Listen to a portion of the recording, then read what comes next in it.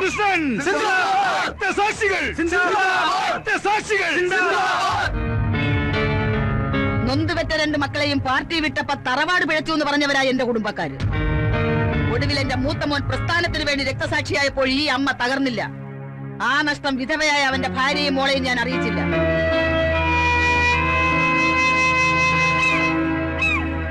കോറോത്ത് തറവാടിന്റെ രാഷ്ട്രീയ പാരമ്പര്യം ഇക്കുറി നീ കാത്തു.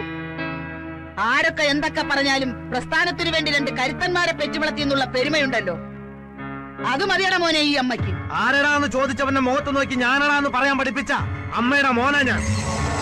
സത്യപ്രതിജ്ഞ ചെയ്ത് ഞാൻ ഈ നാട്ടിലെത്തിയാൽ എന്റെ കാല് വെട്ടു എന്ന് പറഞ്ഞ എംബോക്കിയുണ്ടല്ലോ, അവന്റെ ഒക്കെ നെഞ്ചിലൂടെ മണ്ഡല പര്യടനം നടത്തിയാ ഞാൻ എത്തിയിരിക്കുന്നത്. പാവം നമ്മുടെ രണ്ട് പ്രവർത്തകരെ അവര് വെട്ടിക്കൊന്നത്, പകരം രണ്ടിനെ നമ്മൾ തീർത്തു.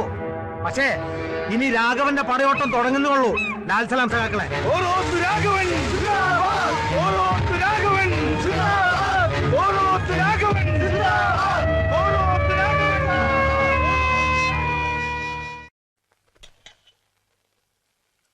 എല്ലാം കേമമായി. പക്ഷെ ഒരു കുറവുണ്ട്. കണ്ണൂർ ജയിലിൽ നടന്ന കുഴപ്പത്തിന്റെ പേരിൽ നമ്മുടെ ചെക്കനെ തിരുവനന്തപുരത്തേക്ക് മാറ്റിയിട്ട് തിരിച്ചിങ്ങോട്ട് കൊണ്ടുവരുമെന്ന് പറഞ്ഞിട്ട് എന്തായി? MLA എന്താ ഒന്നും മിണ്ടാത്തത്?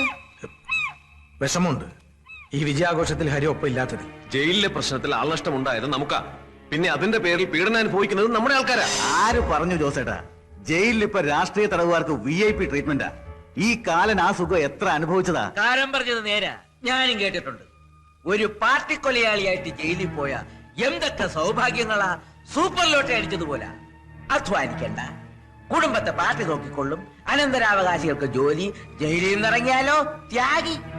ഉള്ളത് പറയാമല്ലോ, ഒരുത്തനെ കൊല്ലാൻ എനിക്ക് കൊതി തോന്നുന്നു. വിടുക പറയാതെ പോകത്ത്. ഇവിടെ ഹരിയുടെ ആൾബലവും ശക്തിയും അറിഞ്ഞുകൊണ്ട് തന്നെയാ അവരവനെ മനഃപൂർവ്വം തിരുവനന്തപുരത്തേക്ക് മാറ്റിയത്. നമ്മളൊതുക്കാൻ ഭരണപക്ഷമായി ചേർന്ന് കളിച്ചതാ തെണ്ടികള്. അതിനുള്ള മറുപടി ഞാൻ ഭരതന് കൊടുക്കും, ഹരിയെ പുറത്തു കൊണ്ടുവന്നിട്ട്.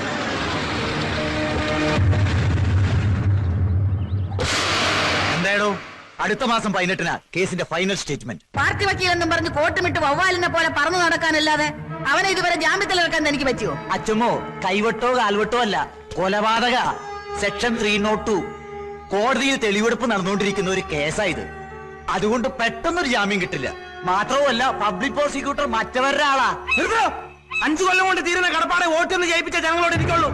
പക്ഷേ ഒരാഴ്ച കൊണ്ട് തീരാത്ത നന്ദിയും കടപ്പാട് ഹരിയോടെ ഇരിക്കട്ടെ. അറിയോ നിനക്ക്? ഒക്കെ എനിക്കറിയാം. കോടതിയിൽ കോറോത്തിന് രാഘവനെ വീഴ്ത്താനുള്ള ഒരു ബോംബ് ഇപ്പൊ ഭരതന്റെ കയ്യിലുണ്ട്. എന്താ താൻ പറഞ്ഞ? നമ്മുടെ ക്യാമ്പിൽ സൂക്ഷിച്ച രഹസ്യം എങ്ങനെയോനാ? സുരേന്ദ്ര, നിന്റെ അനിയൻ മുരളി കോടതിയിൽ എത്തരുത്. കൊലപാതകത്തിന് ഏക ദൃക്സാക്ഷിയായ ഇവന്റെ അനിയൻ കോടതിയിൽ എത്താതിരിക്കാനല്ല, അവൻ ഭരതന്റെ കയ്യിൽ പെടാതിരിക്കാനാണ് നമ്മൾ ശ്രദ്ധിക്കേണ്ടത്.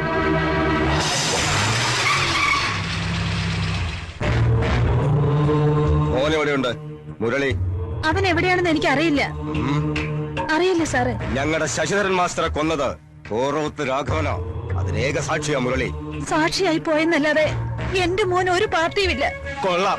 പാർട്ടിയോ ആൽബലോ ഇല്ലാതെ ഇനി അമ്മയുടെ മോൻ ഈ നാട്ടിൽ ജീവിക്കാൻ പറ്റുമെന്ന് തോന്നുന്നുണ്ടോ?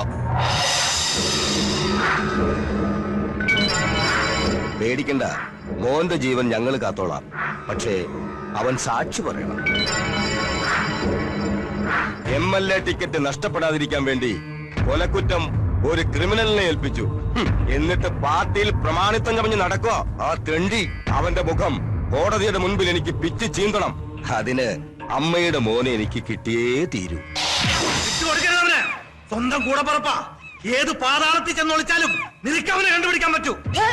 ഒരു ശശിധരൻ മാഷ് എന്റെ മൂത്ത മോൻ കൃഷ്ണനെ വെട്ടിക്കൊന്നതിലെ 1-ാം പ്രതി ഞാൻ നെറികെട്ടവനാ. അനുജൻ വേണോ ഞാൻ വേണോ അത് തീരുമാനിക്കേണ്ടത് നീയാ.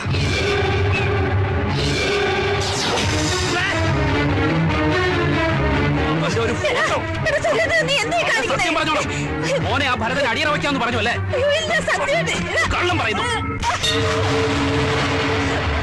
അവര് വന്ന് മുരളിമോനെ ചോദിച്ചെന്നല്ലാതെ ഒരു വാക്ക് ഞാൻ കൊടുത്തിട്ടില്ല. മിണ്ടരുത്. അവൻ എവിടെയാ ഒളിച്ചിരിക്കുന്ന തള്ളക്കറിയാം. എന്റെ മുന്നിൽ മറിമായം കളിച്ചാലുണ്ടല്ലോ. മക്കൾക്കിടയിൽ മരിച്ചു ജീവിക്കുന്നതിൽ ഭേദം അത് തന്നെയാ. അവസാനായിട്ട് പറയാ, എന്റെ നേതാവിനെ ഒറ്റ കൊടുത്താലുണ്ടല്ലോ തൊള്ളയ്ക്ക് വാക്കിലിടാൻ ഒരുത്തനെ കാണൂ. ഒന്നുകിൽ ഞാൻ, അല്ലെങ്കിൽ അവൻ.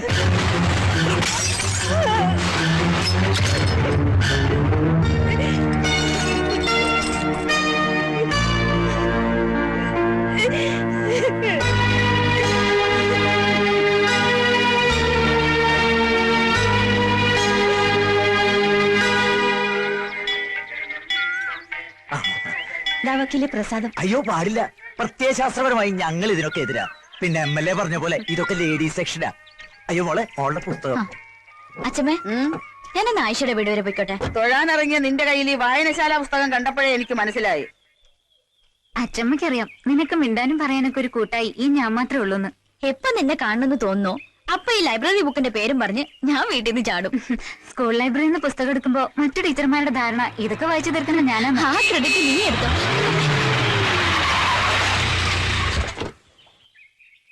പെങ്ങളെ ഒരു 2 മിനിറ്റ്, എനിക്ക് ആ കുട്ടിയോട് പേഴ്സണലായിട്ട് ഒരു കാര്യം പറയാനുണ്ട്.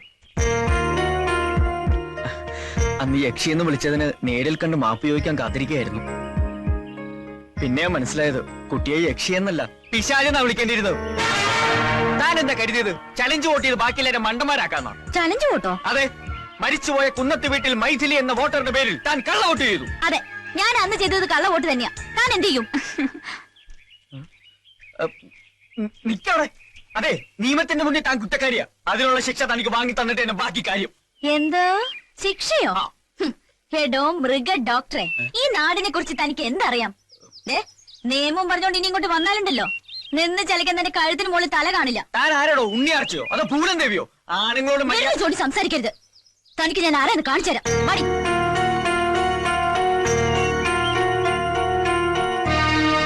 ഹലോ, ഇവിടെ ഇങ്ങോട്ട്. ഒക്കെ കേട്ടു. അപ്പൊ ഇതായിരുന്നു പ്രശ്നം അല്ലേ? ഈ കുട്ടിയാ അന്ന് മൈഥിലിയുടെ പേരിൽ കള്ളവോട്ട് ചെയ്തത്. മിടുക്കി. എന്റെ സാറേ, ഈ കള്ളവോട്ടെന്ന് പറഞ്ഞാൽ നമ്മുടെ പാർട്ടിയുടെ ഒരു അവകാശമാണ്. കമ്പ്യൂട്ടർ അല്ല, ഇനി ഏത് യന്ത്രം വന്നാലും അത് അതിന്റെ വഴിക്കൊക്കെ നടക്കും. പിന്നെ ഇനി ആ കള്ളവോട്ടിന്റെ കാര്യം ചെവി അറിയണ്ട. ഇനി അതിന്റെ പേരിലൊരു തർക്കം ഉണ്ടായാൽ ആ കുട്ടിക്ക് വേണ്ടി എനിക്ക് ഏറ്റുകത്തി എടുക്കേണ്ടി വരും. ഞങ്ങൾക്ക് പാർട്ടി എന്ന് വെച്ചാ അത്രയ്ക്ക് ജീവനാസ. ഞാൻ എന്ത് തെറ്റാണ് ചെയ്തത്? നിങ്ങൾ പറ. ഇത്രയും കാലം നിങ്ങൾക്ക് വേണ്ടിയല്ലേ ഞാൻ ജീവിച്ചത്? 1 or 2 പ്രാവശ്യം കൈ അബദ്ധം പറ്റി 5 or 6 പേര് മരിച്ചു. എന്നിട്ട് ഞാൻ നിങ്ങളുടെ കൂടെ അല്ലേ? നിങ്ങൾക്ക് വേണ്ടി ആ ഡോക്ടറെ തുരത്താൻ പല തന്ത്രങ്ങളും ഞാൻ പ്രയോഗിച്ചു. ഫലവത്തായില്ല. പക്ഷെ എന്നെ സസ്പെൻഡ് ചെയ്ത് പകരം വീട്ടുന്ന സ്വപ്നത്തിൽ പോലും ഞാൻ വിചാരിച്ചില്ല. എന്തൊരു ചേർച്ച! ഇപ്പഴാ തിരിച്ചറിഞ്ഞത്, ഒരു വർഗബോധം ഉണ്ടായത്. നീ എന്താ ജാസിഗിത്തിന്റെ പാട്ട് പാടും? എന്താണ് ഇത്? ജാസിഗിത്തിന്റെ പാട്ടാ?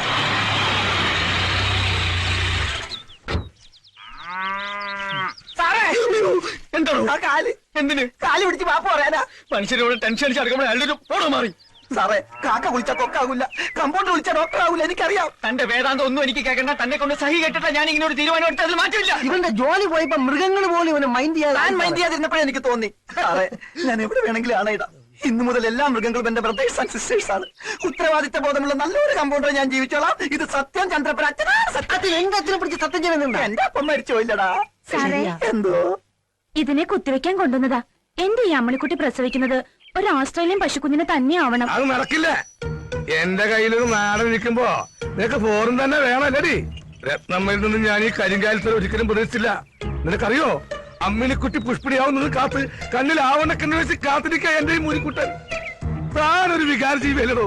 തന്റെ പ്രകൃതമായ ആവശ്യത്തിന് ആരെങ്കിലും തടസ്സം സഹിക്കണോ? സഹിക്കോ? മാറിക്കണോ? തന്റെ ഈ ഓന്റെ കളെ കൊണ്ട് ഇപ്പൊ ഇവിടെ ഇറങ്ങിക്കോണം. ഇല്ലെങ്കിൽ തനിക്കെതിരെ എനിക്ക് നിയമ നടപടി എടുക്കേണ്ടി വരും. ഒരു മൃഗ സഹജീവിയുടെ വംശം നിലനിർത്താനുള്ള മൗലിക അവകാശ സംരക്ഷണത്തിന് വേണ്ടി ഞാൻ മനുഷ്യ കോടതി വരെ കയറും. സമരമുറയിലൂടെ ഞാൻ നേടിയെടുക്കും. മൃഗങ്ങളുടെ വംശം നിലനിർത്താനുള്ള ഡിസ്ക്വാളിഫൈ. നാടൻ കൊണ്ട് നാട് നന്നാക്കുക, വിദേശ ബീജത്തെ ഒറ്റപ്പെടുത്തുക, വിദേശ ബീജം സുഹൃത്തുക്കളെ, മൃഗങ്ങളുടെ അവകാശത്തിന് വേണ്ടി മാത്രമല്ല, ഡോക്ടറായിരുന്ന പാവം സുശീലൻ എന്ന മൃഗപാലകനെ കമ്പൗണ്ടറാക്കി തരം താഴ്ത്തിയ ഈ കാടൻ നിയമത്തിനെതിരെയും ഞാൻ പ്രതികരിച്ചിരിക്കും. വേണ്ട, എനിക്ക് ഡോക്ടർ ആവണ്ട, എനിക്ക് കമ്പൗണ്ടർ ആയാൽ മതി. വേലുവേലിന്റെ വേല നോക്ക്.